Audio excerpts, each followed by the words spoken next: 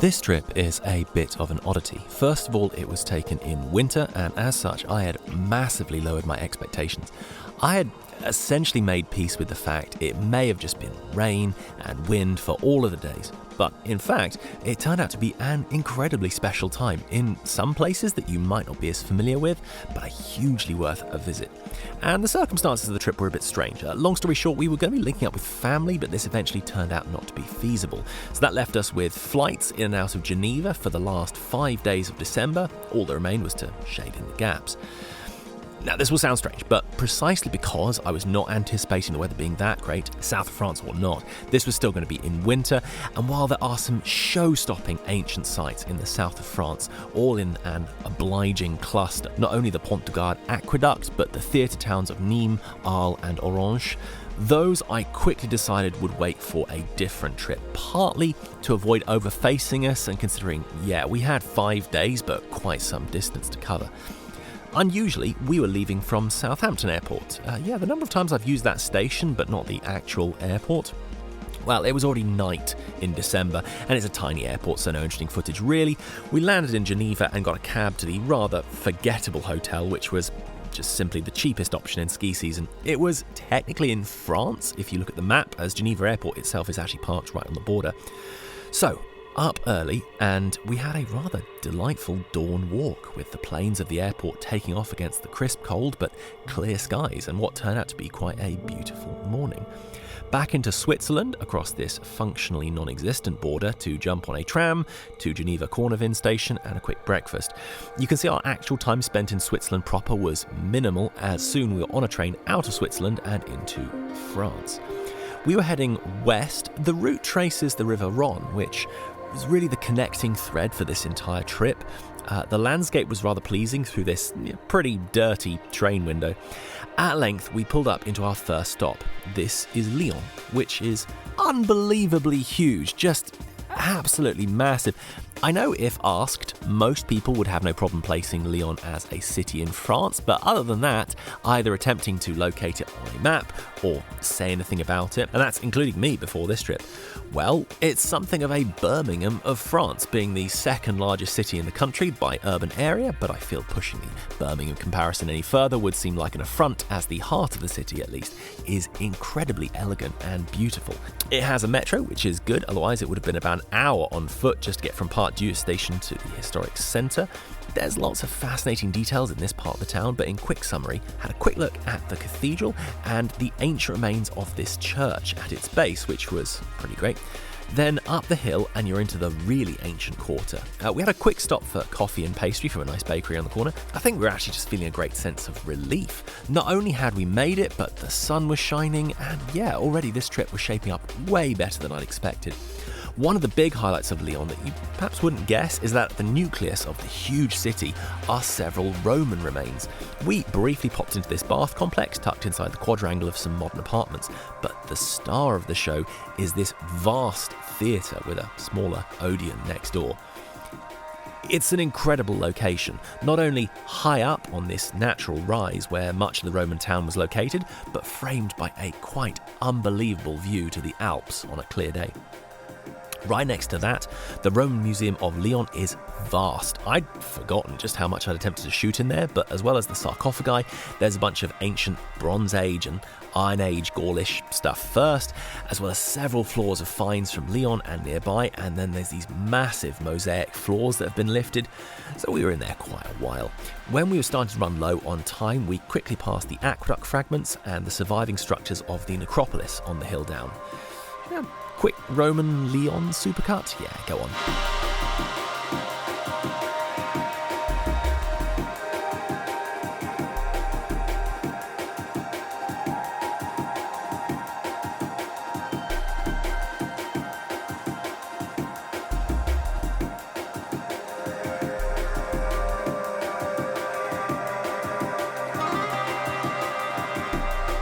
Oh, and I have to mention this. We were looking for dinner, and this place seemed plausible enough. French tacos? I mean, sure, I could go for some Mexican. But no. It's taken some French foods. I mean, in this case, it's mainly cheeses and some junk foods, and put it in a taco. It's It's kind of brilliant. Unashamedly, just comfort food without tremendous nutritional benefit, but very tasty. Funny enough, they also had one of these in Zagreb, of all places. So the following summer, we had it again. I could definitely see these taking off in the UK. Okay, right, so down the hill, as the sun also descended, into the somewhat less elegant, modern portion of Lyon, and the sprawling, dystopian, and very confusing Lyon bus station. It has about 1 billion stands, but we eventually found the Flixbus one. And hey, long journey into the dark, nothing really to show there, until it unobligingly drops you about 45 minutes outside of the place we were staying. It really does feel like they could have dropped us nearer, but just didn't fancy it. Anyway, this is our first glimpse of Avignon. It was late and dark, so just to the Airbnb, which, it's quite a beautiful apartment in the old town. And, sure, vervain tea. A bit random, actually quite Moorish, and it'll keep the vampires away. The exploring could wait for the following morning. So, up at the crack of dawn, the streets were tight in a poetic way, but the fact people are still funneling cars down them, look, this is what happens when you try to get out the front door of this apartment and a car comes past. And these buses, look at the tiny buses.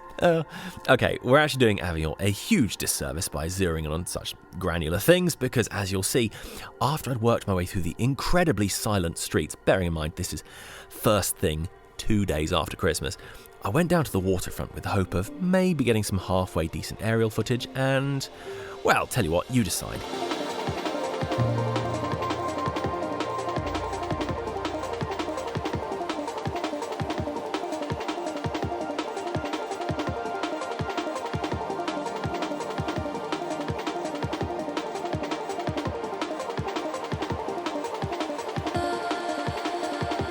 So, yeah, Avignon. It's one of France's medieval gems, and not one that gets talked about as often. It's more important than you realise. A little bit of history moment. The large structure you're seeing here is the Papal Palace. For 65 years during the 1300s, Avignon became one of the most significant cities in Europe, as it became the seat of the Pope. Yes, that Pope. Well, eventually there was actually considerable disagreement who should hold that title, so at least one of the popes. There was actually a second round of Avignon popes, but to avoid the intricacies here, can I just hugely recommend and shout out Ryan Reeves? He's got an episode on the Avignon papacy, and his lectures on the rise of the Franks, and both Europe and church history are just immaculate. It's a huge recommend. The city of Avignon was already pretty significant, as it was the site of a major bridge across the Rhone, a river otherwise so vast and changeable with the seasons that bridging it before the modern era was a near insurmountable engineering challenge. As it is, the Avignon Bridge kept getting damaged when the river flooded, making its upkeep very expensive, and such that by the mid-1600s it was allowed to fall into disrepair, and a flood in 1669 carried off much of it.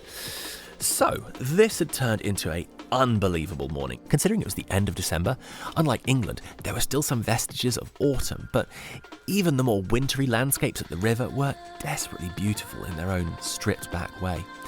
True, the city was very subdued at this time of year, but it was incredibly peaceful, and again, I'd gone into this trip prepared that it might have been a rainy, frigidly cold write-off, so this was already becoming a huge plus. There was a small boulangerie opposite for breakfast. Then we headed inside the Papal Palace, which had some highlights if, like many medieval monuments around Europe, it's a little Spartan compared to the riot of colour it would doubtless have been at its height. That said, there's some pretty impressive surviving frescoes, though these were either in less than especially well lit rooms, which made filming difficult, or the best, forbade you from getting a camera out, so there we are. Onto the ramparts to get a better view of the palace, as well as some great views over the town. In fact, quick Papal Palace supercut.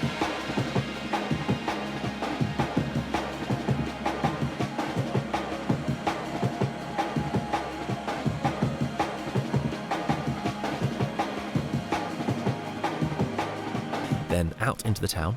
There are some fragmentary Roman remains, but Roman remains nonetheless that merited a quick look. And by mid-morning, there were blue skies to see both the exterior of the Papal Palace and some of the town walls, which we'll get a better look at later. So this was on a long loop out to the train station to head south for the afternoon. Now, to be honest, Marseille is an absurdly busy city, and there's like a lot of litter on the street and just generally run-down vibes. I have little or no atmospheric footage of that, but believe, in the back streets, it's kind of a dump and a little intimidating with it. We were mainly there to see something very specific. You probably could have guessed that in a city that sprawls over 240 square kilometres and a population of 1.8 million, we'd go for the 200 square metres of ancient ruins. But, plot twist, despite later Roman layers here, this harbour was actually established by Greeks. They founded the colony of Massalia in around 600 BC, and that's a pretty cool Easter egg. It's not what most people expect to see, the culture of Socrates and the Parthenon to be setting up on the south coast of France. Considering the degree the sea has moved outwards, it's a little tricky picturing a 2,500-year-old harbour in amongst the various high-rises of modern Marseille. The remains have, of course, needed a little help and restoration, but it's not nothing. The fact that the masonry of walls and structures from antiquity still stand, it's quite remarkable to see the calling card of ancient Greece right here in France. Rather than heading to the museum just yet, while we still had light, we headed to the waterfront, which is quite a bit nicer than the stretch from the station at least. The cathedral totally slaps. It's something of a neo-Byzantine marvel. Obviously what you're seeing here is much newer than its styling suggests. This structure began in 1852. In my hurry, I didn't realise, I believe that to the right, I think that's part of the church originally from the 1100s. I should have given that a closer look, but we didn't have a lot of time. And the interior is a rush. Yeah, got a lot of time for this. I mean, figuratively, we didn't actually have a lot of time. Quick espresso on our way back, mainly just to get access to a bathroom, back along the waterfront, and then we spent the rest of our time in the museum that's behind the ruins, which was great, except they forcibly turfed us out a full 20 minutes before closing, meaning we only actually got about a half hour to look around. The boats in there are pretty incredible, and if you're in any doubt about the Greek connection, a lot of Greek pottery. Well, Flix bus back, which meant we had to contend with the long walk again, but I wasn't filming at this point. Did another early the next morning, and once again the weather forecasts were promising grey, and instead, round 2, and once again just an are you kidding me beautiful morning. The River Rhone doing a passable impression of a watercolour. I wanted to film the walls some more, but there's quite a lot of stuff in the way, be it trees, tram lines or whatever, that makes the composition a bit messy. A quick one on the walls. While their neatness betrays the degree of restoration, it's a formidable circuit around the town. I mean, yeah, in different places either trees or street furniture obstruct your view, but the fact they survive almost uninterrupted around the whole urban core, about 4.3 kilometres in length, enclosing 370 acres. So yeah, that's quite something. Quick espresso from the nice bakery opposite, and it was time to leave, though quick espresso before heading off to the train station again. So we were out of Avignon, but the 36 hours we'd had there had been really special. A train journey across a rather cloudy rural France. This next one, now, this really deserves more attention. I think it flies under the radar a bit. This is Vienne, to which everyone, especially search engines, seems to instantly say, oh, you must mean Vienna, the capital of Austria. Oh, you should have said. It's like, no, Vienna has maybe a couple of scraps of its Roman town. Vienne has... oh, you love to see it.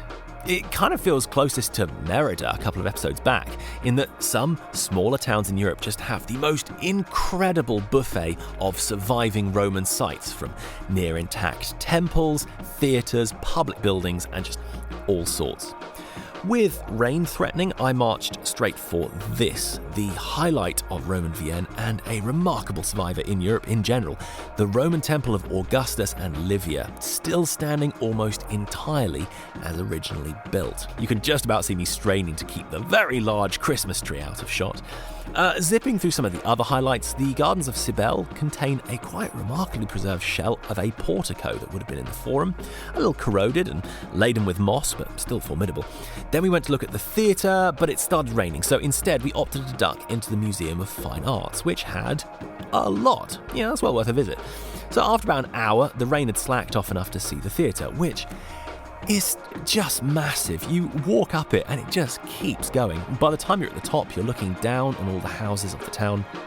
Pause for an espresso, explored the streets some more, a few medieval highlights, in particular these gorgeous cloisters. I mean, well-preserved Romanesque cloisters in Europe are just something else.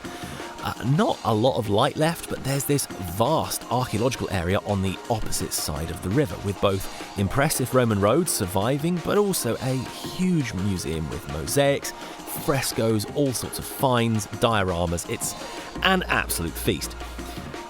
So, after dark, back across the bridge, which was rather beautifully lit, was utterly exhausted when we got to the apartment. I mean, legs just refusing to operate. So let's have a quick supercut of Rome and Vienne just to make the most.